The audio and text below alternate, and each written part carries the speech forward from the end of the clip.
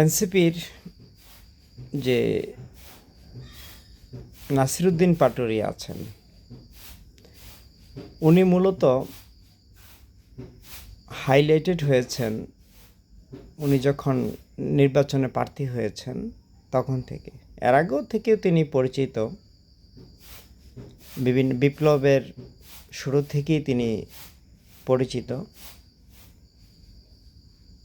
কিন্তু সবচেয়ে বেশি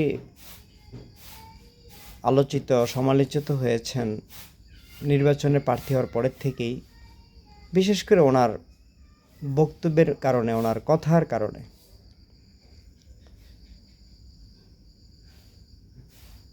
যাই হোক,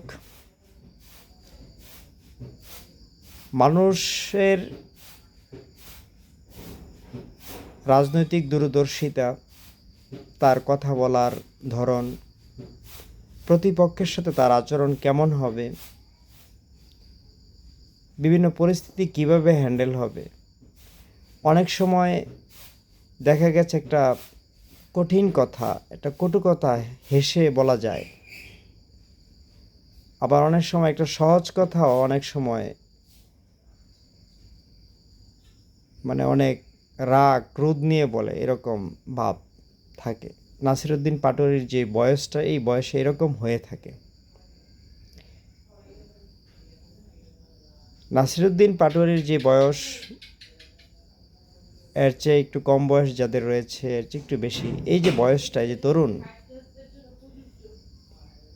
এটা হচ্ছে যে কোনো বিপ্লব করার জন্য একটা পারফেক্ট বয়স।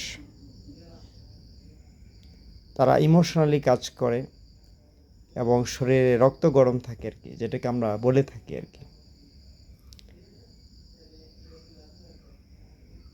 এখন আমার প্রশ্ন হচ্ছে, আমি সব কিছু বাদ দিলাম,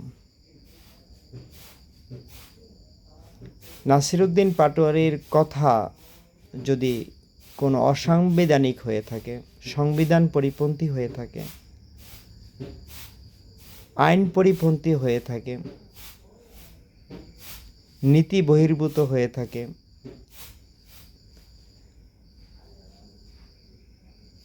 তাহলে, অথবা তার বক্তব্যের কারণে কোনো যদি নৈরাজ্য সৃষ্টি হয়, বিশৃঙ্খলা সৃষ্টি হয়, তাহলে তার বিরুদ্ধে আইনানুগ পদ্ধতিতে ব্যবস্থা নিলে সবচেয়ে ভালো হতো, ভালো হয়।